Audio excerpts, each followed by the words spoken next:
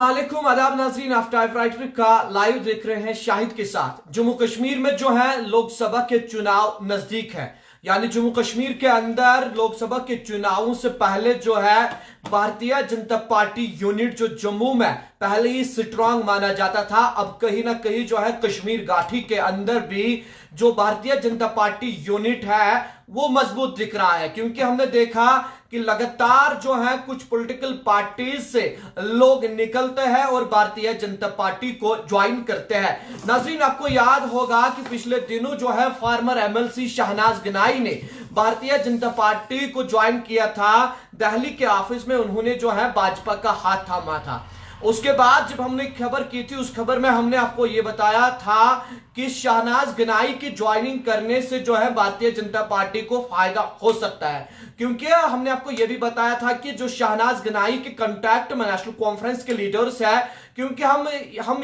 ये जानते हैं कि जिस किसी भी सियासी जमात में कोई पॉलिटिकल लीडर होता है, उसको उस पॉलिटिकल पार्टी के जो लीडरान होते हैं उनके साथ यारी दोस्ती होती है या किसी के साथ अच्छी बनती है। हमने आपको उसी दिन कहा था कि लगातार जो है कश्मीर घाटी से भी कुछ लीडरान जो है वो भाजपा के कांटेक्ट में है, वो भी जो है आने वाले दिनों में भारतीय जनता पार्टी का हाथ थाम सकते हैं। अब यहां सोर्सेस का यह मानना है कि जो सईद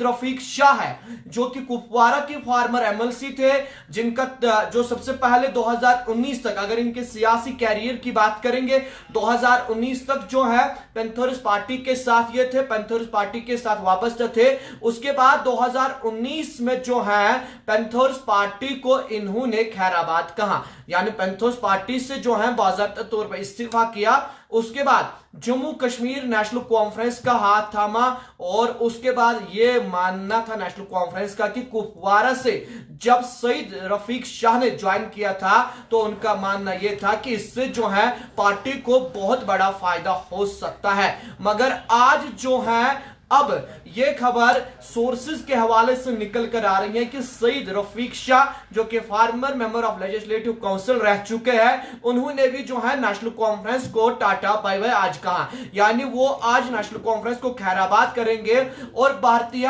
जनता पार्टी का हाथ थामेंगे। नाज़रीन, जैसे हम जानते हैं कि लोकसभा के चुनाव जो है वो सर पे है और भारतीय जनता पार्टी के लीडरान का यह भी दावा है कि इस बार जो है वो जम्मू कश्मीर में लोकसभा के चुनाव में जो है क्लीन स्वीप करेंगे, यानी वो जो है किसी भी सीट पे जहां से वो इलेक्शन लड़ेंगे, लोकसभा का चुनाव जम्मू कश्मीर के जिस भी पार्लियामेंट सेगमेंट से वो लड़ेंगे वहां से वो जीत कर आएंगे, ये भाजपा का मानना है। अब जब कुपवारा की बात करते हैं, वही कुपवारा जहां से जावेद कुरैशी डिस्ट्रिक्ट प्रेसिडेंट है, हमने देखा जब जम्मू प्राइम मिनिस्टर नरेंद्र मोदी आए थे, उनके साथ जो है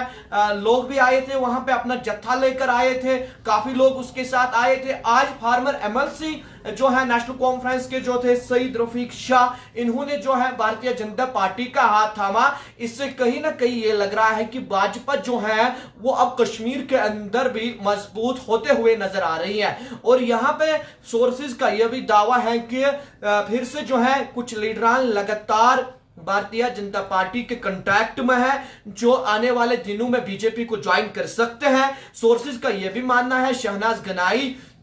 जिन्होंने हाल ही में बीजेपी को ज्वाइन किया, उसके जो अपनी यारी दोस्ती पॉलिटिकल पार्टीज में होती है, जैसे हम सब जानते हैं कि सियासतदान जो एक दूसरे के अच्छे दोस्त भी होते हैं, उसके साथ भी कुछ लीडरान जो है वो कांटेक्ट में है। क्या वो भी आने वाले दिनों में बीजेपी ज्वाइन करेंगे या नहीं करेंगे, वो आने वाले समय में पता चलेगी। और फिलहाल हम आपको बता दें, नेशनल कॉन्फ्रेंस को जो है 10 दिनों के अंदर जम्मू कश्मीर में दो बड़े झटके, दो बड़े सियासी चेहरे जो हैं उन्होंने पार्टी को खैराबाद कहा और भारतीय जनता पार्टी का हाथ थामा। सोर्सेज का यह मानना है कि सईद रफीक शाह जो है वो आज जम्मू के भारतीय जनता पार्टी के त्रिगोटी नगर ऑफिस जो है वहां पे जो बीजेपी के यूटी के चीफ है रविंद्र रैना की सरबराही में भाजपा का हाथ थामेंगे। मजीद जम्मू कश्मीर के हवाले से क्या निकल कर आएगा वो भी सबसे पहले आप तक पहुंचाने की कोशिश करेंगे। आप देखते रहे द टाइपराइटर शाहिद के साथ।